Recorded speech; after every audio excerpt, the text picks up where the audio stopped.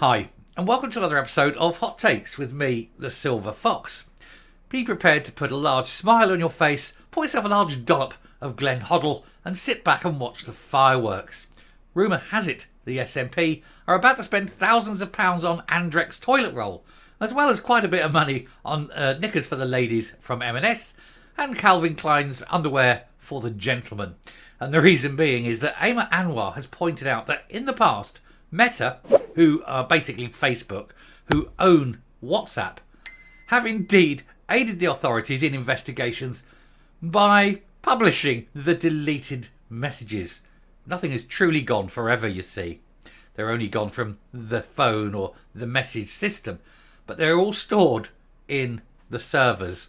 And if that's the case, then there's going to be a lot of worried people in the SNP, and thus the need for all that toilet roll. And that's assuming they make it to the toilet in time. And if not, that's why the fresh pants. Because they are absolutely going to shit themselves. Because if all these messages that they have for the last 3-4 years been deleting, as a matter of course, which they say, are suddenly released, revealed and handed over to the COVID inquiry, then I think there's going to be a lot of people going to prison. Let's take a look at this story. And boy, oh boy, have things taken a weird turn. Here goes. Nicola Sturgeon's deleted WhatsApp messages could be recovered by Meta after a precedent set by criminal cases. And of course here, it isn't just a criminal case. This will be a national government requesting them while investigating the deaths of 5,500 people. If Meta wants to even think about continuing in the UK, it knows it's going to have to comply. This is massive news. Ayman Anwar, lawyer for the Scottish COVID Brief Group, says it looks like industrial deletion of messages on a widespread scale. He says, and we need an explanation. And he also reveals that Humza Yousaf told him in August 21 that WhatsApps would be retained. And yet here they are today, and they've all gone. Well, they've all gone as far as the SNP think. However, like everything in the world, nothing is truly lost. It's like the One Ring, isn't it?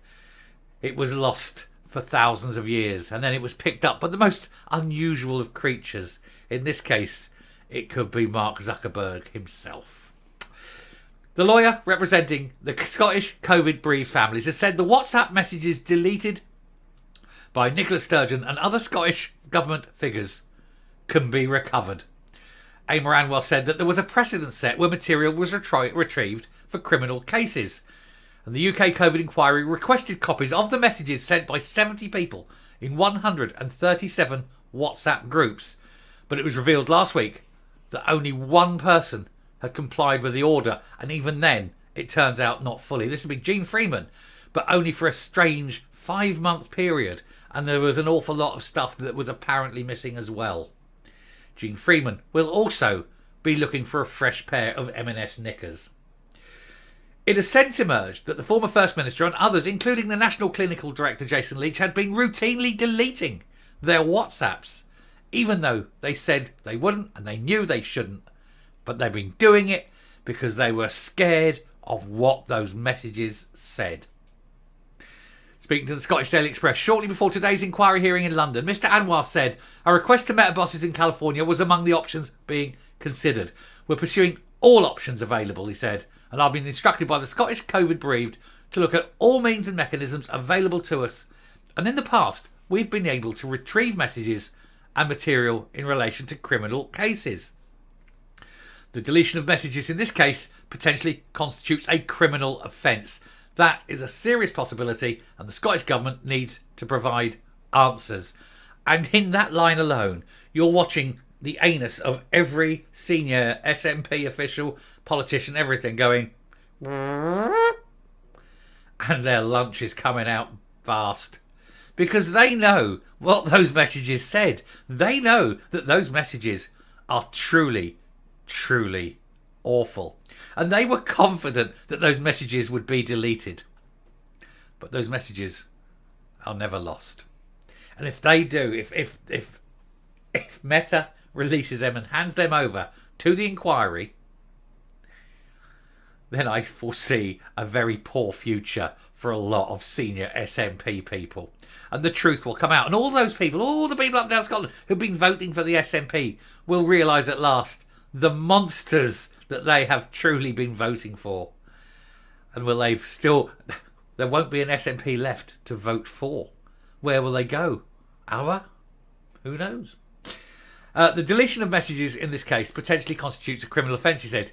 That is a serious possibility and the Scottish Government needs to provide answers. It says, these are key questions. 1. When was the delete function ordered? Who ordered it and when was it carried out? And 2. On May the 27th, 2020, Nicola Sturgeon stood up in the Scottish Parliament and said there will be a public inquiry. So why was no order issued by the law officers at that stage to retain all material and evidence? Well, they knew that they couldn't say that because they knew that the evidence there would put them all in prison. And so it wasn't said. We know this is what it is. He carried on. It is a criminal offence if material has been deleted after the do not delete order was in place. So why is it being deleted? And if there is a reasonable explanation, what is it? If communications relate to decision making, then they should have been retained for the public inquiry by law, because no decision making communications are to be deleted regardless of the medium. That is the law. You have to keep a record of it. You can't delete your messages. And if you do, then copies have to be uploaded to a computer or written notes taken. And basically, in future, everything has to go through official channels. But they don't want things going through official channels because official channels will come back and bite them. Because, as I say many times, the truth is so very, very damaging to the SNP. And now it looks like there's a possibility. There is a faint possibility that these messages will come out. Nicola Sturgeon will be looking at all the countries as of now. She'll be sitting there now looking through a list of all the countries with whom Britain does not have an extradition treaty, and she will be booking a flight. We know that there was 137 WhatsApp groups, he continued, with 70 key ministers and civil servants, and none of those messages have been retained. What were they discussing? The weather? Do they think we're buttoned up the back? Ms Sturgeon announced that Scotland would hold its own public inquiry into the handling of the coronavirus pandemic on August 24th, 2021, and said the Lord Advocate has begun discussions to appoint a judge. At that stage, Scotland was ahead of the UK, although the Scottish inquiry has since fallen behind, because they needed it to fall behind so that all the evidence could be sifted, filtered, destroyed. Ms Stranwell said, we know all about the culture of secrecy within the Scottish Government, but they have never been subjected to such intense pressure, and I don't fancy their chances. Boris Johnson and the Cabinet Office couldn't win a legal battle with the public inquiry, so what makes the Scottish Government think they are any different? The High Court in London has already said that all relevant material must be handed over, and that applies to the Scottish Government just as much as it does to the UK Government, because, of course, the Supreme Court in London is the Supreme Court of Scotland as well. It's one of the very few exceptions in the legal system, because the Supreme Court sits atop and part of the Westminster Parliament. So it's not part of the Scottish legal system. It sits above it. And so when it makes a pronouncement, then they have to obey. The lawyer also said that he'd been in a meeting with Humza Yousaf, who's then Health Secretary and is now First Minister, and John Swinney, who was then COVID Recovery Secretary, shortly before Miss Sturgeon's August 2021 announcement.